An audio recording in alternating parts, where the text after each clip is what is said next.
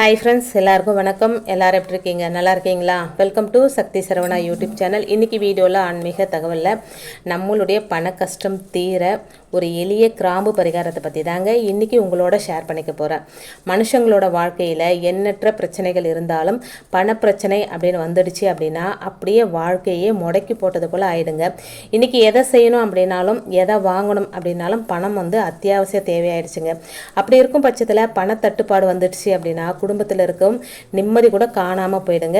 அப்போ பணம் மட்டும்தான் வாழ்க்கையா? பணம் இல்லாமல் வாழவே முடியாதுன்னா கண்டிப்பாக வாழ முடியாதுங்க. இப்போ வாடகை வீட்டில் இருக்கிறோம், நாம் 5ஆம் தேதியான வாடகை கொடுக்கணும். அங்கே நம்ம அவர்கிட்ட நம்ம வேறு எதுவுமே சொல்ல முடியாது இல்லைங்களா? பணம்ன்றது ரொம்ப ரொம்ப முக்கியங்க. நம்ம ஒரு தெய்வத்தை வழிபடணும் அப்படின்னாலும் பணம் ரொம்ப முக்கியங்க. இப்போது ஒரு வீட்டில் இருக்கிற தெய்வத்தை வழிபடுறோன்னு வச்சுக்கோங்களேன், பூ வாங்குறதுக்கு காசு வாங்கணும், நம்ம தீபம் ஏற்றுறதுக்கு எண்ணெய் வாங்கணும்னா காசு வேணும். ஒவ்வொரு பொருளும் காசு இருந்தால் தான் நம்ம தெய்வத்தையே வணங்க முடியும். அதுக்காக பணத்தையே ரொம்ப இதுவாக வச்சு பேசுகிறேன்னு நினைக்காதீங்க. பணம் நம்ம வாழ்க்கையில் ஒரு அங்கம். பணம் இல்லாமல் நம்மளால் எதுவுமே செய்ய முடியாதுங்க. இப்போ கோயிலுக்கு போகிறோன்னு வச்சுக்கோங்களேன், ஐயர் அந்த கற்பூர ஆரத்தி எடுத்துகிட்டு வருவார். நீங்கள் ஒரு 500 ரூபா போட்டு பாருங்களேன்.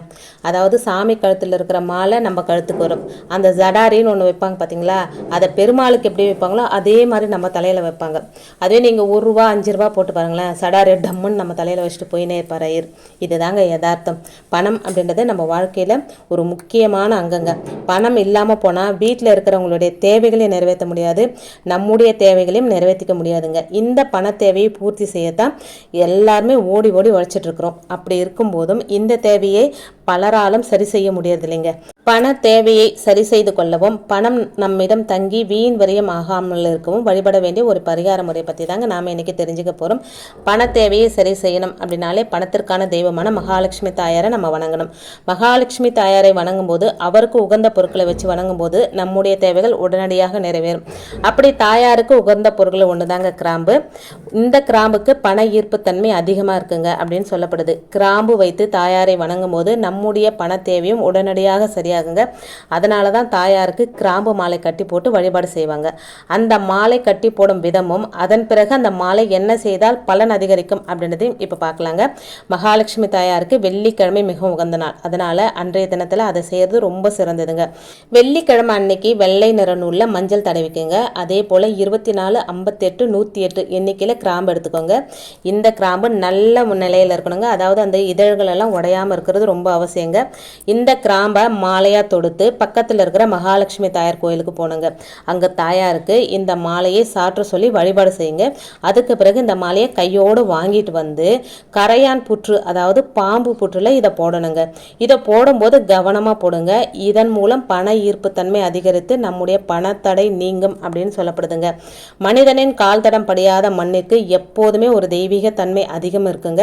அதனாலதான் பல பரிகாரங்கள் இந்த புற்றுமனை கொண்டு செய்யப்படுது. அப்படியான இந்த இடத்துல நாம வழிபட்ட இந்த கிராம்பு சேர்க்கும் போது நம்முடைய பணத்தடை நீங்கும் அப்படின்னு சொல்லப்படுதுங்க. வீட்டில் அருகில் இருக்கும் இது போன்ற புற்று இல்லை அப்படின்னா இந்த மாலை அப்படியே கொண்டு உங்க வீட்டு பூஜை அறையில மகாலட்சுமி தாயாரோட படமோ இல்ல சிலையோ இருந்திருந்தா அதுக்கு போட்டு வச்சிருங்க. அதோட நீங்க பணம் நகை வைக்கிற இடத்துல எப்பவுமே கிராம்பு இருக்கும்படி பார்த்துக்கோங்க. இதன் மூலமும் பண ஈர்ப்பு அதிகரிக்குங்க. உங்களோட விடாமுயற்சியோடும் அண்டர்லைன் பண்ணிக்கோங்க, விடாமுயற்சியோடும் உழைப்போடும் இந்த வழிபாட்டை தொடர்ந்து செய்து வரும்போது, ஏன்னா ஒரு சிலர் இந்த பரிகாரத்தை செஞ்சுட்டேன் பணம் வந்துருமா அப்படின்னா கண்டிப்பாக வராதுங்க. நம்மளுடைய விடாமுயற்சி உழைப்போடு சேர்ந்து இந்த வழிபாட்டை செய்யும் போது பண ஈர்ப்பு தன்மை அதிகரிக்குங்க. பணம் உங்களை நோக்கி வந்து கொண்டே இருப்பதற்கான வாய்ப்புகள் உருவாகுங்க. இந்த பரிகார முறையில் நம்பிக்கை இருக்கும்போது எதையும் அண்டர்லைன் பண்ணிக்கோங்க. நம்பிக்கை இருந்தால் மட்டுமே செய்யணுங்க. நம்பிக்கை இல்லைன்னா நீங்கள் செய்யாதீங்க. நம்பிக்கை இருக்கும் பட்சத்தில் நம்பிக்கையோடு செய்து நல்ல பலனை அடையுங்க.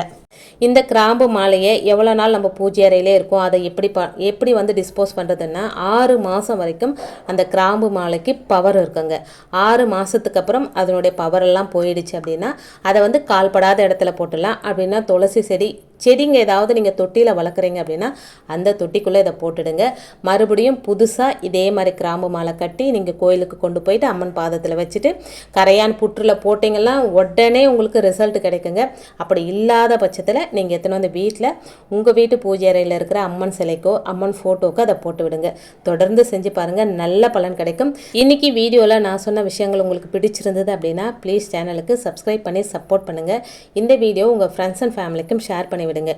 இன்னொரு எளிமையான ஆன்மீக தகவலோடு உங்களை சந்திக்கிறேன். அது வரைக்கும் நன்றியும் வணக்கமும். Take care and bye friends.